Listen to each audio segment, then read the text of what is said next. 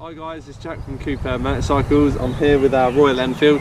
We're in Wales today in preparation for the America trip in August. So we rode up yesterday, did about 180 miles on the motorway to get here. Bike performed really well, fuel consumption was great. Got here, still plenty of fuel to spare in one tank. So yeah, really happy with that. Been out on the bike today doing some trail riding. Some real loose, rocky trails. Bike performed great, plenty of grip, dead easy to ride, not tired at all or anything like that, where it would be probably on an enduro bike. So that was really good. Done some road riding this afternoon on sort of real tight, twisty A roads. Again, really well. Again, handled perfectly, no issues at all. Continental tyres were really good. Yeah, so all good preparation for America. Yeah, thanks guys. See you soon.